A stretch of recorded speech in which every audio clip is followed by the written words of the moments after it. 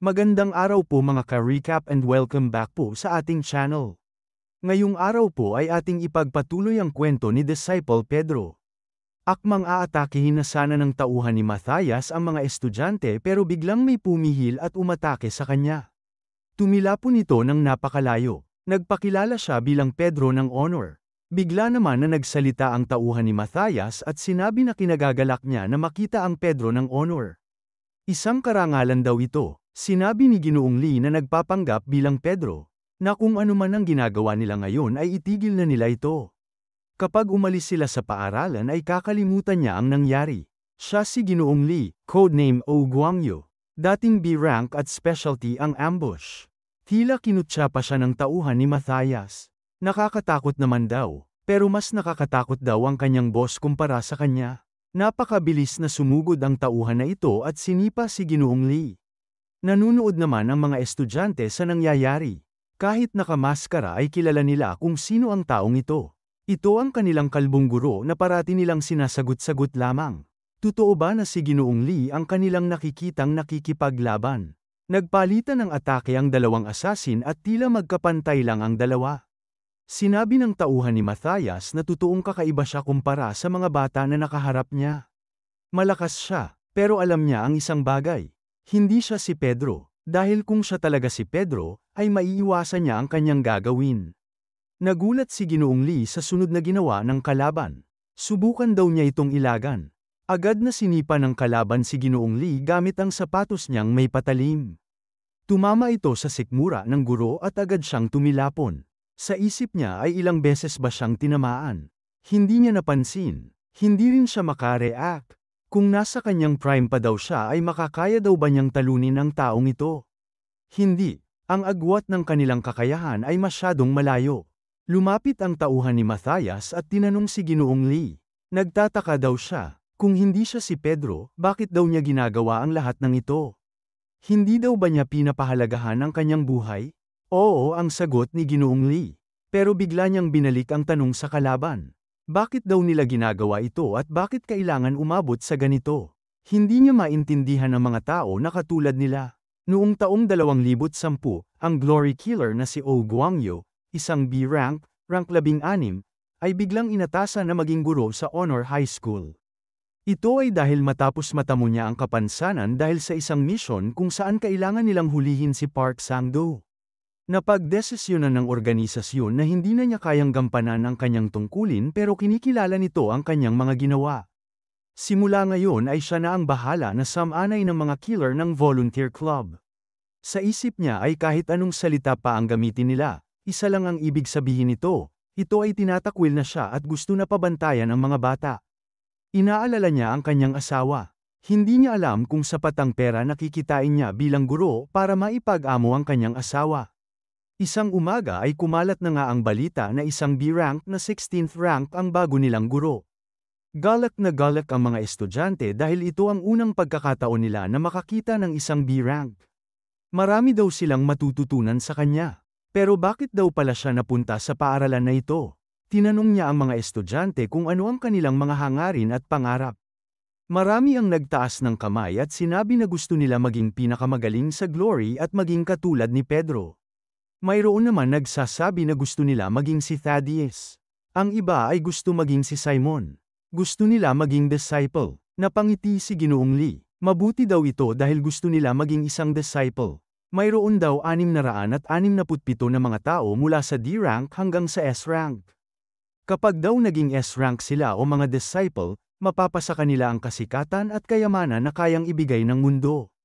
Pero kapag nagkamali daw sila kahit kaunti sa daan papunta dito, maaari daw silang matulad sa kanya. Pinakita niya ang kanyang naputol na binti. Ito daw ang kanilang maaaring maging hinaharap.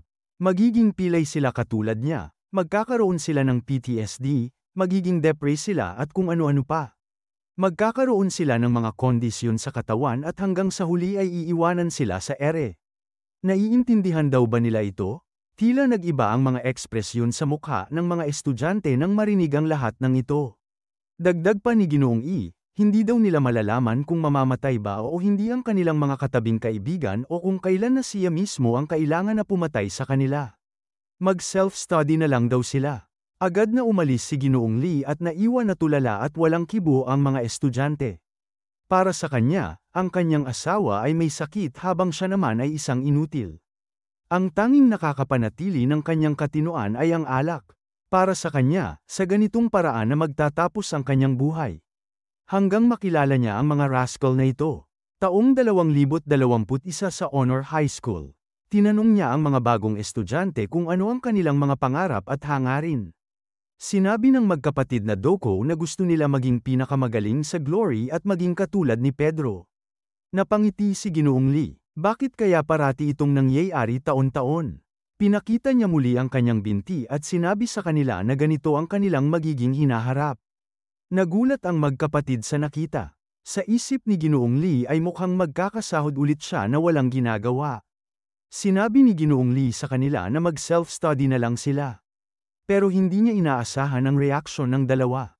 Nakakahanga daw ito. Ito daw ba ang kailangan para kilalanin na killer ng Glory? Kaya daw pala nandito siya sa paaralan na katulad nito. Napunta daw siya dito matapos niya maging isang alamat. Nalito si Ginoong Lee sa kanilang pinagsasabi. Hindi ito ang inaasahan niya. Kasama nila si Yuna na nagpasalamat din sa kanya dahil sa kanyang serbisyo sa organisasyon. Gusto daw niya maging malakas na tao para maging karapat-dapat din o maging katumbas man lang ng binti ng kanilang guro. Sinabi ni Ginoong Lee na gawin daw nila ang kanilang gusto. Sa isip niya ay ano ang meron sa mga estudyanteng ito. Dumating ang hapon at sumusunod sila kay Ginoong Lee. Tinanong siya ng magkapatid kung anong klaseng training ang kailangan nilang gawin para maging isang killer. Magsisimula daw ba sila sa paggamit ng espada? Pinagalitan naman sila ni Yuna. Huwag daw nila masyadong abalahin ang guro nila. Tila sumasakit ang ulo ni Ginoong Lee sa kanila. Dagdagan pa na nagsimyu lang magsagutan ang tatlo. Hindi niya alam ang gagawin sa mga bagong bata na ito. Nagpatuloy siya sa paglalakad at patuloy din ang pagsunod ng tatlo sa kanya. Bigla siyang napatigil at tinanong ang tatlo kung gusto daw ba talaga nilang maging mga killer. Oo ang sagot nila. Kahit ilang beses pa daw sila masaktan ay gagawin nila ang lahat para maging disciple. Kung ganoon ay tumakbo daw sila saad ni Ginoong Lee. Tila kinagalak naman ng dalawa ito. Oras na para magsanay. Sinabi ni Ginoong Lee na tumakbo daw sila at huwag titigil hanggat hindi niya sinasabi. Agad naman nagsimula ang tatlo ng walang pag-aalinlangan. Sa isip ni Ginoong Lee ay anong pinagsasabi nilang killer. Hindi daw mahalaga kung ano ang gusto nila, mga bata lang sila. Kinaumagahan ay bumalik sa kwarto si Ginoong Lee at sinabi na magsisimula na ang kanilang klase. Pero wala siyang nadatnan doon. Ito na nga daw ang kanyang sinasabi. Narinig pala niya ang kanyang dating estudyante na pinag-uusapan siya. Kailangan pa daw ba nilang pumasok sa volunteering class? Bakit daw ang freak at disabled na guro ang napunta sa kanila para magturo? Magiging katulad daw ba sila niya na isa ring freak at disabled? Gusto daw nila ng magaling na teacher.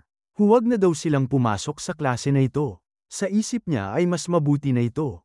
Mag-iinom na lang siya. Lumabas na nga si Ginoong Lee at dumaan siya sa field ng paaralan. Habang naglalakad ay napatigil siya. Ano daw ang nangyayari? Nakita niya sa field ang tatlong estudyante niya. Tila babagsak na ang mga ito dahil sa walang tigil na pagtakbo. Sinigawan niya ang mga ito. Ano daw ang kanilang ginagawa? O nandito daw pala ang teacher nila. Sagutin daw nila siya. Ano ang kanilang ginagawa? Nagsasanay gaya daw ng sinabi niya. Biglang naalala niya ang sinabi niya kahapon na huwag daw silang titigil sa pagtakbo hanggang hindi niya sinasabi. Tinanong niya ang mga ito kung kahapon pa daw ba sila nagtatakbo nang walang tigil. Bakit daw nila ginagawa ito? Sinabi ni Hang Dok-go na akala nila ay may dahilan kung bakit sila pinatakbo. Sinabi naman ni Yuna na kulang talaga sa brain cells ang magkapatid. Hindi makasalita si Ginoong Lee. Sa isip niya, para sa kanya ang posisyon na ito ay walang halaga kung hindi bilang teacher lang. Pero ang posisyon na binabaliwala pala niya ay ang tanging pag-asa na pananghahawakan ng mga estudyante. Huli na ba ang lahat? Umalis si Ginoong Lee na walang sinabi. Tinanong siya ng tatlo kung tapos na daw ba ang kanilang training. Tatakbo daw ba sila ulit? Kaya pa daw nila tumakbo ng 3 araw. Umalis na nga ang guro. Akala daw ni Hang Dok-go ay papuriin sila nito dahil tumakbo sila. Sinabi naman ni Yuna hindi sila tumakbo para puriin. Habang nagpapahinga ay biglang may anino na tumakip sa kanilang mga mukha. Nagtaka si Yuna. Ano daw ang kanyang dala? Sinabi niya na sumakay daw silang tatlo. Nalito ang tatlo. Sinabi ni Ginoong Lee na sumakay daw sila. Kailangan nilang makarating sa restaurant bago pa man matapos ang lunch break. Sa isip niya, kahit hindi siya nagtagumpay bilang isang killer, hindi naman daw maaapektuhan ang mundo dahil nangyari ito. Pero para matulungan niya ang mga estudyante na ito na magtagumpay, baka maaari maapektuhan nila ang mundo. At huli na niya nang mapagtanto ito, na ito ay isang bagong simula lamang. Balik sa kasalukuyan, lumapit na ang tauhan ni Matthias sa kanya. Kung hindi daw niya pinapahalagahan ang kanyang buhay, ay bibigyan na niya ito ng hangganan. Bago pa makalapit ang kalaban ay may umatake sa kanya. Ito ang rope dart ni Yuna. Pero sa kasamaang palad ay napigilan niya lang ito. Sinabi ni Yuna na lumayo daw siya sa kanilang teacher. Kung ganoon, kailangan daw munang magpahinga ng Peking Pedro. Dahil uunahin niya ang kanyang mga estudyante. Mabilis na sumugod ang kalaban kay Yuna. Pero napatigil ang kalaban. Ano daw ito? Bigla siyang niyakap ni Ginoong Lee mula sa likod. Para daw siyang linta. Pero nagtataka ang kalaban dahil hindi niya matanggal ang pagkakahawak ng Peking Pedro sa kanya. Mas malakas daw siya kesa kanina. Saan daw siya pupunta? Hindi pa siya namamatay. Sinabi niya kina Yuna na sinabi na niya noon. Ang daan na kanilang tatahakin ay magiging mahirap. Hindi niya alam kung hanggang kailan niya kayang protektahan sila. Pero habang nabubuhay siya, at habang may lakas na natitira ang katawan niya, puprotektahan niya silang lahat. Biglang ginamitan ng suplex ng guro ang kalaban na siyang kinagulat niya. Isang napakalakas na impact ang nangyari. Unti-unting tumayo si Ginoong Lee at natanggal na ang maskarang suot niya. Bumagsak siya pero sinalo siya ni Yuna. Di man lang nagalusan ang kalaban nila. Pero sinabi niya na delikado daw ang ginawa niya. Maaari daw talaga siyang mamatay kung tumama ang ulo niya at kung may lakas daw ang mga binti ng matandang guro. Hindi niya maintindihan kung bakit isa lang guro ang katulad niya. Pero ngayon daw ay mamamatay silang lahat. Tatapusin niya ang mahinang guro kasama ang kanyang mahinang estudyante. Walang ano-ano ay tumama ang isang tuhod sa mukha niya. Tumilapon siya ng napakalayo dahil sa lakas nito. Nagtataka naman ang kalaban. Bakit daw niya ginawa ito? Ano ang ginagawa niya? Kahit si Yuna ay hindi maintindihan ang nangyayari. Pero bigla niyang napagtanto sa isang tingin lang. Ito ay si Kim Sun-go. Lumingon si Pedro at napansin na wala ng malay ang guro pero ang katawan na lang nito ang nagre-react. Lumapit si Pedro at inalalayan ang guro. Tama na daw ito at prinotektahan niya silang lahat. Magpahinga muna siya. Isa daw siyang nakakahangang guro para sa kanila. Kaya simula ngayon, hayaan daw niya na kanyang munting estudyante ang lumaban para sa kanila. Abangan po natin mga ka-recap ang laban ni Sun-go at ng tauhan ni Matthias sa susunod na kabanata. Maraming salamat po sa panunood at sana po ay nagustuhan ninyo. Please like our videos po and also subscribe to our channel. See you soon. Bye!